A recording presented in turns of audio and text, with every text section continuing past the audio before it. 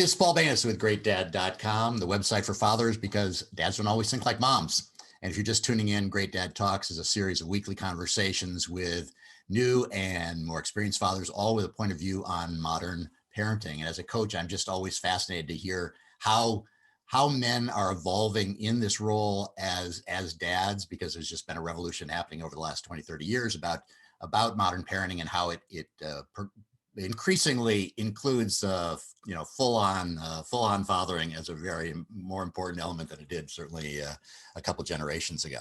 And today I'm talking to Sascha Siegmund, who's in Brussels, Belgium, and we're going to be having an interesting conversation. Maybe take this in a different light than some of the other things that we've been talking about. But we're really going to be talking about the future, right? So welcome, Sascha. Welcome, Paul. Thank you for having me. Yeah, good to see you. It's a little later in the day here than in Brussels, and I appreciate you staying on with us.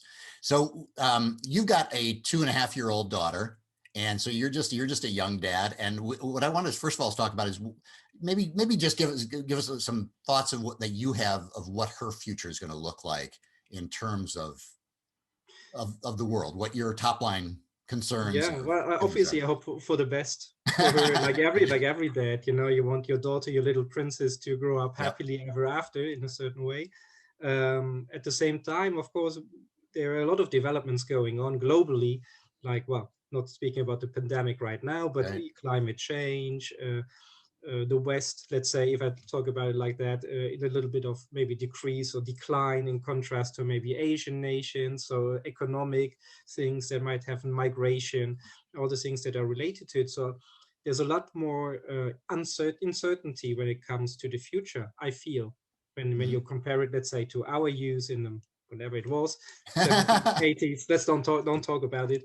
So I mean, the system was maybe dangerous with the Cold War, but it was stable. It was relatively stable in a certain way at some point. But now there's so much going on, so much changing, and a lot of problems on a global scale. So I think my daughter will have to be prepared to react to change in an open way, in a welcoming way, and be able to handle change. Yeah, I wonder. I'll challenge you on that. I think that every generation, probably in the past, has said that they lived through incredibly perilous times. And if you went back certainly to World War II, people would say, "Oh, you guys got it so great." And that Steven Pinker's written extensively on the fact that of all the times in history, this is, if you're the average person or at the lowest rung, this is the time you want to be living. At far lower rates of disease and poverty, certainly not perfect, but we're a lot further along than we are. But I think where I totally agree with you is the acceleration of change is just so fast. And I think that's the scary thing for us, especially when you talk about something like climate change. That definitely acceleration. It's not something that we've got now 200 years to deal with it. We have literally like 12 years to deal with it, or whatever the scientists have told us recently. If you increase the exponential increase in world population, in capacity of computing, in use of resources, I mean, everything's exponentially, and so obviously the system has a limit. And so at some point things have to change, quite simply because the system world, or the global system world, cannot handle it. Yeah. And you're an executive coach, you're a life coach. So you're talking to a lot of people about the effect of all the things that you see on their lives. Mm-hmm. What are some of your ways of helping people cope? Yeah, well, a lot of people, especially here in Brussels, this is the center of Europe in a certain way. You have the European Parliament, the European Commission, and so on. So we're living in a little bit of a bubble as well. Mm-hmm. You have to be honest. So when you say we are the richest people ever lived in history, that's true, but not for all of them, obviously. So we are. So especially if you take the US or Europe, we are the cream de la cream in a certain way. We are the tip of the iceberg. And so it's the same here in Brussels. So when people come to me for coaching, so obviously it's the middle class, it's the people with the good positions, and they are not necessarily concerned about how do I make my buck, but they're more concerned about things like purpose, fulfilling life, expressing themselves. So this is very important to them. So they're very often going more into this inquiry of what do I really want in my life, what is my why, etc.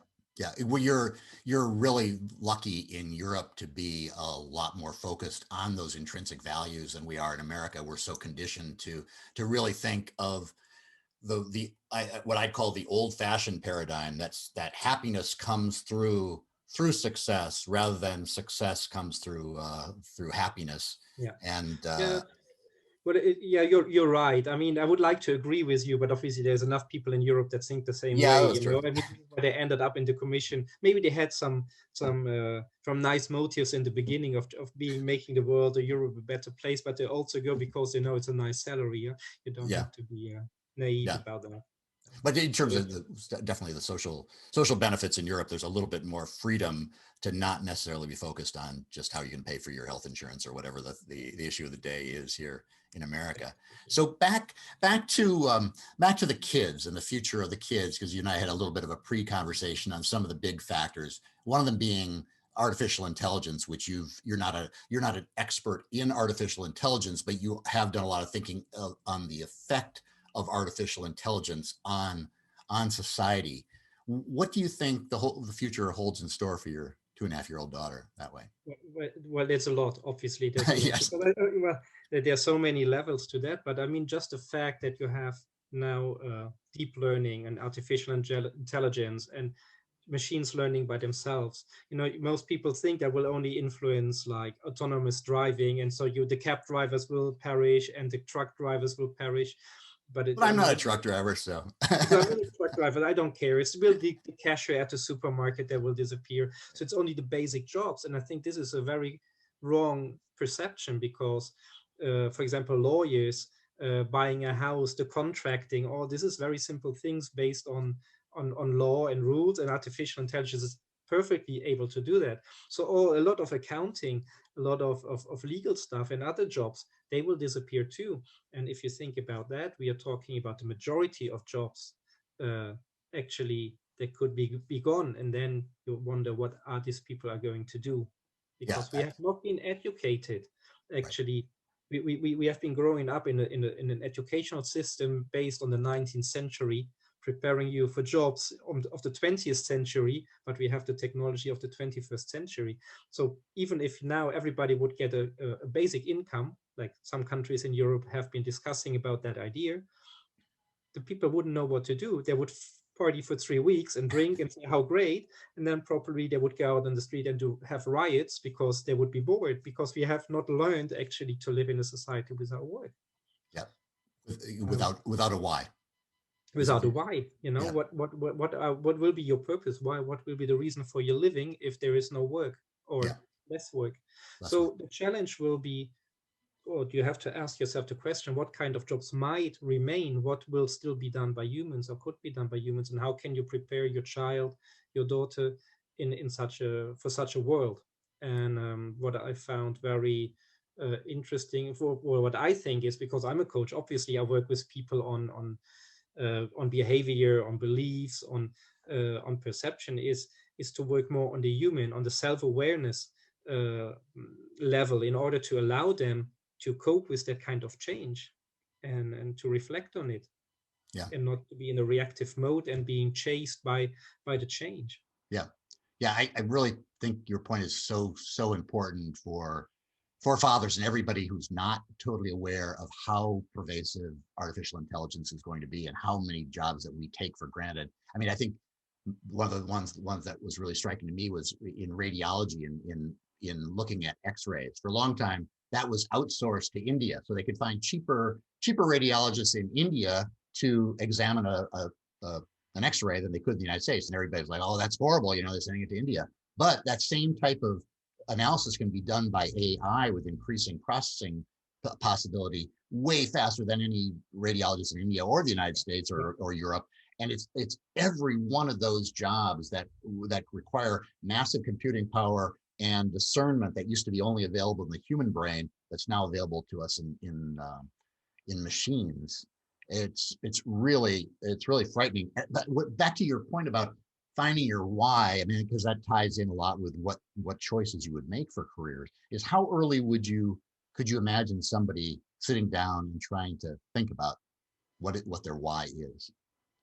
For me, I would say, if you really make it specific on your why, I would start with maybe a teenager time. But of course, you can spark interest in children that are much younger by opening them up to different hobbies and giving them different possibilities, music, sports.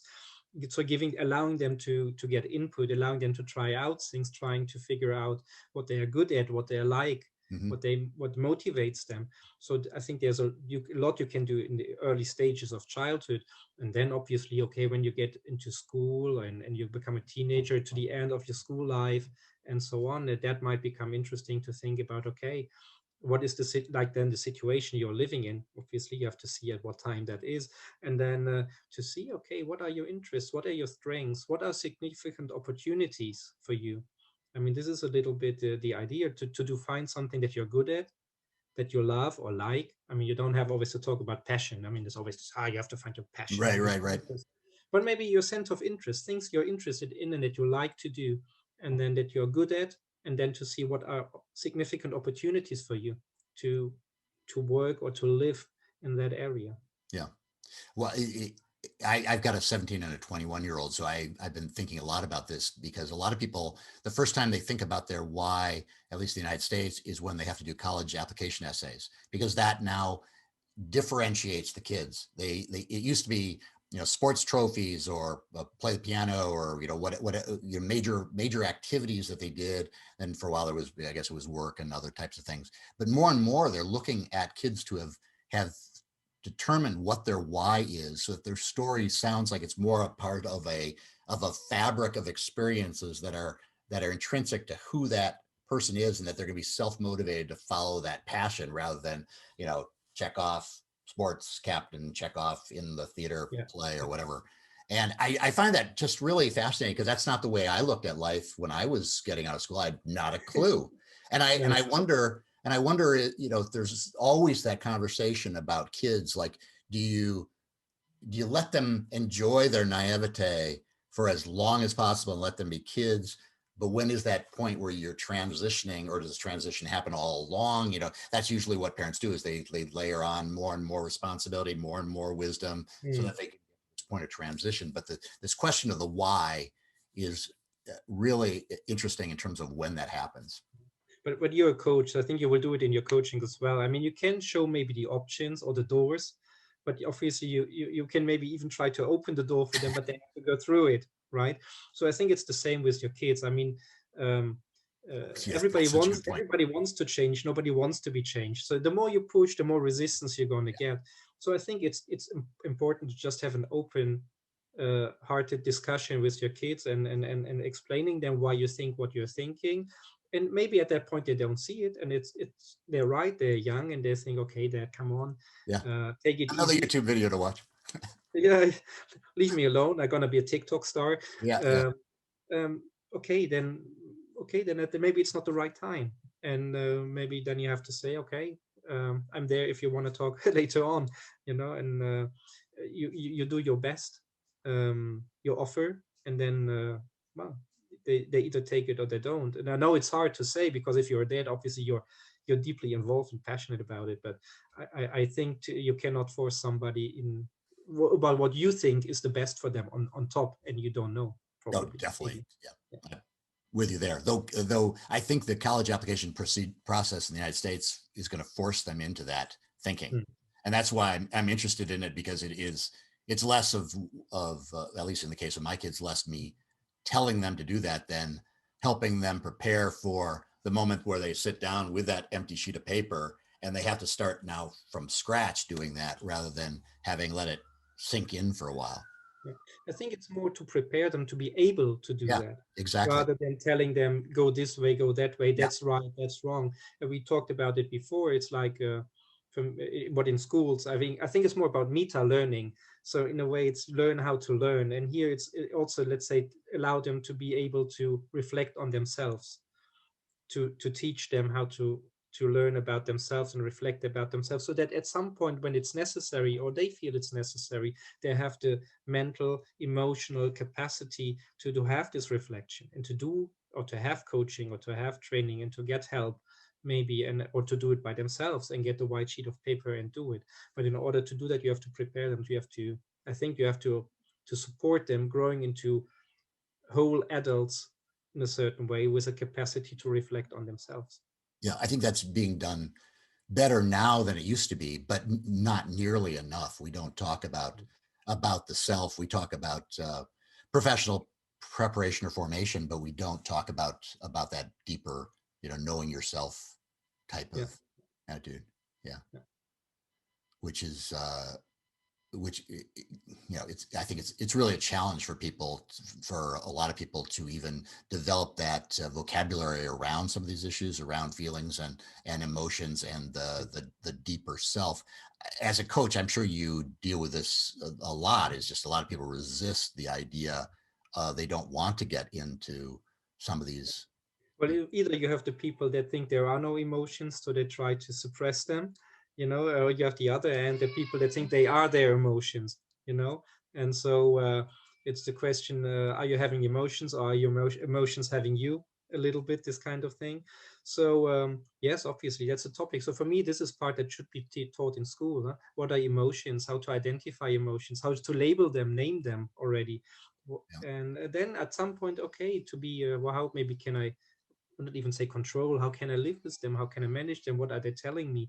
This is important. Non-violent communication for me should be something that should be taught in school, for example, so that kids are able to express them properly to each other, because I look at us adults, how long have you been struggling, and still struggling even sometimes with the smallest issues at home with your partner, in order to express yourself in a proper way without causing a fight or something. Right.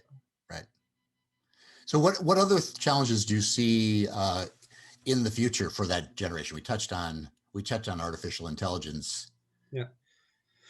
Well, artificial intelligence, I'm sure it will be a big topic, and I think we cannot estimate at this moment what will be the situation in 10 years. To be honest, at least for me, it's as not being in the spearhead of development, I cannot see it. The other thing is obviously ecological, climate change, etc., and the consequences. So the consequences of weather changing, climate changing, but also, for example, the consequences of migrations happening because there were, for example, here in Europe, at least, we have Africa to the south, desertification, people forced to go away, thinking in Europe everything is better, and it is obviously in many ways.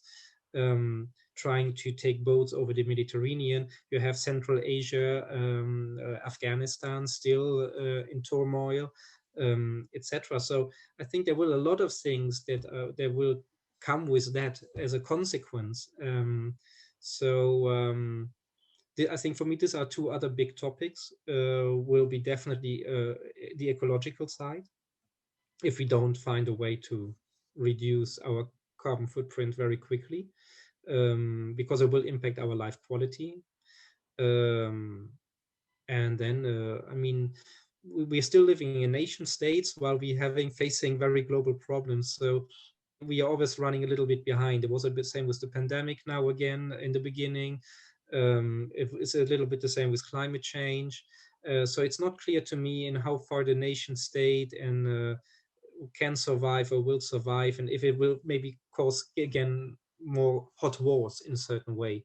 You have rising powers like China that are still thinking very traditionally in the notion of nation or culture as well, and expanding maybe their influence, and so it will go about resources, and this creates a more unstable world, which creates again terrorism, etc.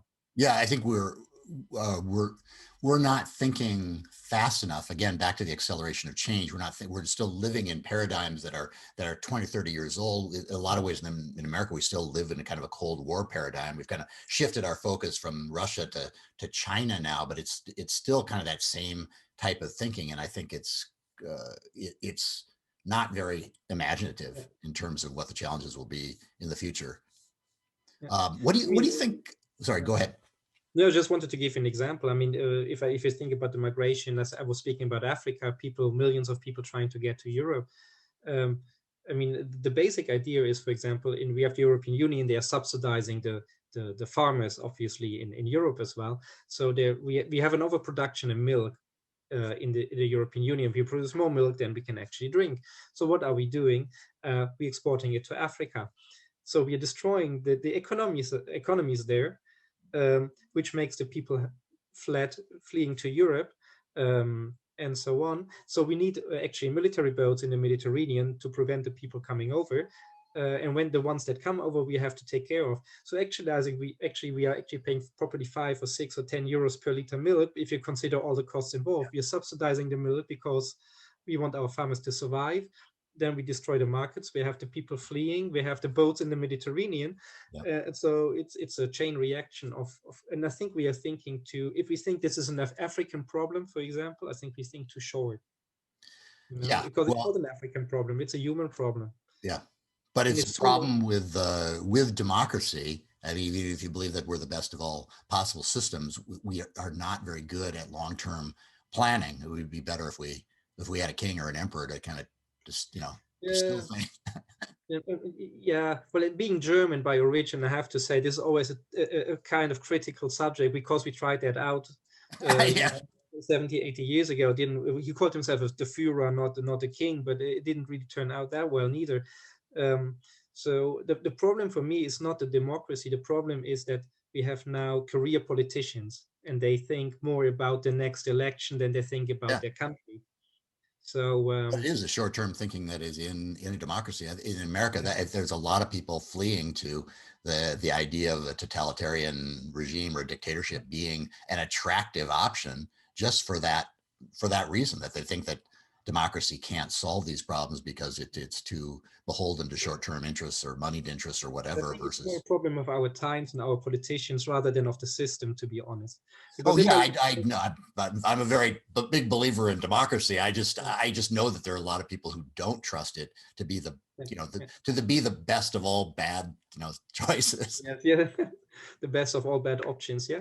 So also, you live in Europe, and I have also lived in Europe, in France, and the West is definitely going through this crisis right now versus other monolithic cultures like the Chinese culture that has the benefit that like maybe Sweden does of being all the same type of people versus the diversity we find in Europe and increasingly the United States. I mean, the United States in my lifetime I grew up in a town that was 100% white, 100% English speaking, and now is probably 40% Latino.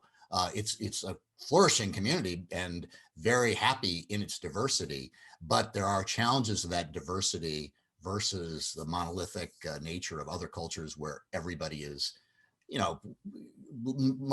largely thinking in a very similar way. How have you done much thinking in that area?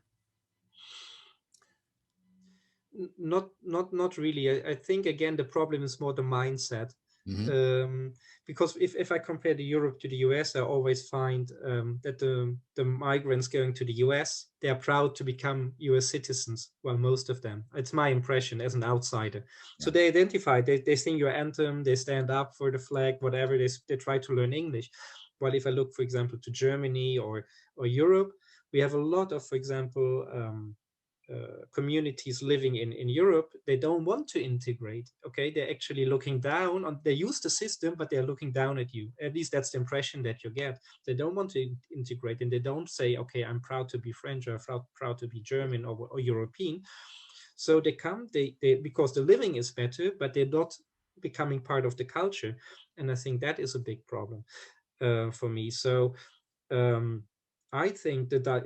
It looks maybe China is a difficult case because there are 1.2 billion people as well. But I think as such, diversity is a good thing because it creates for me more creativity, more innovation, and so on. But of course, you need something like maybe your Declaration of Independence or whatever, something that guides them and that they all can look to and say and agree on, even if it's basic, And I think this is missing in a certain way. We have still conflicts about religion. We still have conflicts about very basic things. According to me, I'm not a very religious person, but I find it stupid that we are killing each other about the fact if he's called Allah or Christ or whatever. I don't really see the point in that. So I think it's more like sometimes I wish, I have to admit, maybe I'm a nerd, but the Star Trek kind of vision, okay, of a common humanity trying to better the humankind in a certain way and advance together. That would be a nice goal for me. Yeah, And I think that would solve the problem. wholeheartedly agree. Sadly, I think America is falling into the same trap, or some of the same traps as Europe is, with in some cases people coming for the success and not adopting all the values. And you can talk for hours about whose values should you choose, those of the West or those of other cultures that have not been as present in Europe and in America, in the last 400 years, and how that all works out. I guess I wish there was more preaching about diversity and the strength of diversity and people coming together rather than continuously tearing people apart. I mean, choose the values you want to have in your country, and everybody adopt those values, whether those values are originated in Greece or if they originated in Africa. So, which many of them did in reality. So that's what I'm always trying to get to, is just trying to have that common understanding and common values, and finding ways to agree. And obviously that's something big in coaching. Yeah. So for me, that, for example, coming back to the topic of being a dad, for example, this is something I would like to give to my daughter, to be open, to have values. Doesn't mean that open for me doesn't mean to be weak or to accept everything. I truly believe that democracy that democracy, or the free expression of meaning, doesn't mean that you have to accept everything. As per se, even the ones that are actually there would say, I want to destroy your democracy. I think you have a right to defend it. And it would be the same for my daughter. I would like her to have values, to know what she is rooted in, to understand what is important to her, and to be able to defend that for herself. Yeah. And saying, yeah, I want to cooperate and I would like to live in peace, but I'm willing to defend my point if I have to. Well, I think most parents want their kids to have the similar values that they do. The question comes of whether in the culture that they've adopted, whether there's potential for integration of all those things. Well, this has really been interesting, talking about a wide range of subjects for the future. As a coach, I'm sure this is the heart of what we do, is having these conversations with people who are having these same questions and how they relate to their own lives, and finding meaning and finding the things that are right for them, and pull them through their passions rather than forcing them to be pushed by all the craziness out there. They have more opportunity now to do so, and they're not forced like 100 years ago to take the job of the dad in the same village. So now they have this time or capacity to reflect and to think, okay, what is important to me, and what would I like to contribute to? What would I like to be part of? Right. Yeah. All right. So everybody can find more of your writings both at linkedin.com/IN/Sascha Siegmund. And I'll put that in the show notes so people can find you. And then you have a coaching website at, I won't even try to pronounce it, Ikigai? Ikigai. Perfect. -coaching.eu. And again, I won't try to spell all that out for you, but I'll put it in the show notes. So it's really been a pleasure meeting you, Sascha, and talking about some of these issues. I'd love to come back and maybe revisit these at another time as the world situation evolves, because what we can say for sure is that it won't be the same next year as it. That would be interesting to see. So it would be my pleasure to come back and continue talking to you. All right. Every time. This is Paul Baines with GreatDad.com. If you're interested in our coaching services for new and older dads, you can find Sascha at the link that I'll put in the show notes, and you can find me at GreatDad.com/coaching. So until next week, see you.